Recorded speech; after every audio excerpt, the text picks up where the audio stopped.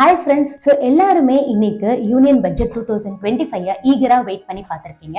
So government நமக்கு என்ன மாதிரி பெனிஃபிட்ஸ்லாம் கொடுத்துருக்கு for common people and business people அப்படின்றது தான் நான் இந்த வீடியோவில் சொல்ல போகிறேன். ஸோ இந்த வீடியோவில் பார்த்தீங்கன்னா இன் ஷார்ட்டாக நான் வந்து டைரக்ட் டேக்ஸ் ரிலேட்டடான சேஞ்சஸ் மட்டும்தான் உங்களுக்கு சொல்ல போகிறேன். இதுக்கு ரிலேட்டடான வீடியோஸ் ஃபியூச்சர் வீடியோஸில் உங்களுக்கு டீட்டெயில்டாகவும் frequently asked questions relating to direct டேக்ஸஸும் நான் போஸ்ட் பண்ணுவேன். So welcome to Aarthi's tax info. So இந்த யூனியன் பட்ஜெட் 2025 நான் 4 விதமா பிரிக்கிறேன். ஒன்னு வந்து income tax, personal income tax, இன்னொன்னு டிடிஎஸ், இன்னொன்னு டிசிஎஸ், இன்னொன்னு அதர் பாயிண்ட்ஸ். சோ ஃபர்ஸ்ட் பாத்தீங்கன்னா personal income tax. So as government informed, personal income tax வந்து ஒரு treat for the middle class people அப்படிதான் கொண்டு வந்திருக்காங்க. என்ன அப்படின்னா அப் to 12 lakhs of your total income there are no taxes to be paid அப்படின்னு சொல்லியிருக்காங்க. இது எப்படின்னா in case if a person is earning 12,75,000 அப்படின்னா இது எல்லாமே நியூ டாக்ஸ் ரெஜிம் தான். 12,75,000ல உங்களுக்கு 75,000 வரைக்கும் ஸ்டாண்டர்ட் டிடக்ஷன்ல போயிடும். அப்புறம் பாக்கி 12 lakhs வர இன்கம் வந்து ரீபேட்டா கவர்மெண்ட் அலோ பண்றாங்க. சோ இந்த ரீபேட்டா போகும்போது சோ இந்த போட்டோல எக்ஸிபிட் ஆற மாதிரி தான் உங்களோட ஸ்லாப் ரேட்ஸ் இருக்கும் for the new tax regime. So 12 lakhs வரைக்கும் வர இன்கம்ல the tax amount எல்லாமே உங்களுக்கு ரீபேட்டா போயிடும். பாக்கி தான் வந்து உங்களுக்கு டாக்ஸபிள் ஆகும். அடுத்த பாயிண்ட் பாத்தீங்க அப்படின்னா இன் கேஸ் நம்ம முன்னாடி இருக்கிற இதுல எப்படின்னா ஹவுஸ் ப்ராப்பர்ட்டி, அதாவது செல்ஃப் ஆக்குபைட் ஹவுஸ் ப்ராப்பர்ட்டி, நம்ம ஒரு ப்ராப்பர்ட்டியை எடுத்து மட்டும் தான் கிளைம் பண்ண முடியும் ஆனுவல் வேல்யூ நில்லுன்னு வச்சு. சோ இப்போ வர சேஞ்ச்ல என்ன சொல்லிருக்காங்கன்னா அப் டு 2 ஹவுஸ் ப்ராப்பர்ட்டி நீங்க வந்து ஆனுவல் வேல்யூ நில்லா டிக்ளேர் பண்ணி உங்களோட செல்ஃப் ஆக்குபைட் ஹவுஸ் ப்ராப்பர்ட்டிஸ்க்கு நீங்க இன்ட்ரெஸ்ட் கிளைம் பண்ணிக்கலாம் அப்படின்ற மாதிரி கொண்டு வந்திருக்காங்க.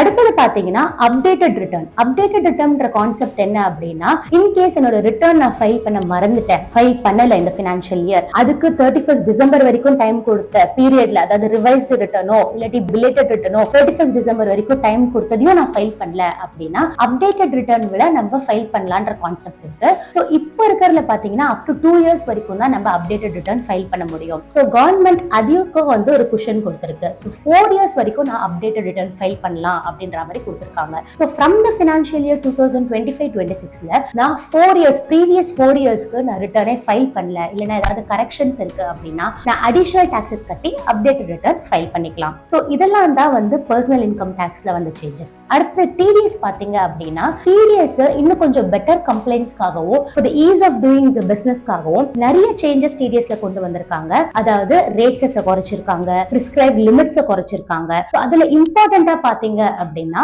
ஒன்னு interest from deposits for the senior citizens. So 50,000க்கு மேல போச்சுன்னா ஃபர்ஸ்ட் டிடிஎஸ் பிடிக்கணும்னு இருந்தது. இப்போ அந்த லிமிட் 50,000ல இருந்து 1 lakh வரைக்கும் மாத்திருக்காங்க. அடுத்தது ரெண்ட் ஆனுவலி நான் 2,40,000க்கு மேல பே பண்ண அப்படின்னா டிடிஎஸ் பிடிக்கணும் அப்படின்ற மாதிரி இருந்தது ஃபார் பிசினஸ் பீப்புள். இப்ப அதை 2,40,000ல இருந்து அப் டு 6 lakhs வரைக்கும் மாத்திருக்காங்க. அதே மாதிரி ப்ரொஃபஷனல் சார்ஜஸும் பிசினஸ் பீப்புள் எல்லாருமே 30,000 மேல பே பண்ணா டிடிஎஸ் பிடிக்கணும் அப்படின்ற மாதிரி இருந்தது. அதையும் 50,000 மாத்திருக்காங்க. சோ இந்த பிக்சர்ல வர மாதிரி இதெல்லாம் தான் சேஞ்சஸ். உங்களுக்கு எந்தெந்த சேஞ்சஸ் அப்படின்றத டீடைல்டா பார்க்கணும்னா நம்ம நெக்ஸ்ட் வீடியோஸ்ல நான் வந்து உங்களுக்கு போஸ்ட் பண்றேன். அடுத்தது டிசிஎஸ். சோ டிசிஎஸ் பாத்தீங்க அப்படின்னா டிசிஎஸ் புதுசா ஒன்று வந்திருக்கு. அதாவது நமக்கு ஃபாரின் ரெமிட்டன்ஸ், நம்ம டூர் பேக்கேஜஸ்ல எல்லாம் பேமெண்ட் பண்ணும்போது உங்களுக்கு டிசிஎஸ் அப்படின்னு ஒன்று கலெக்ட் பண்றாங்க. ஸோ அந்த லிமிட் பார்த்தீங்கன்னா ஃபர்ஸ்ட் 7 lakhs இருந்தது. ஸோ இப்போ 7 lakhsல இருந்து 10 lakhs வரைக்கும் கொண்டு வந்திருக்காங்க.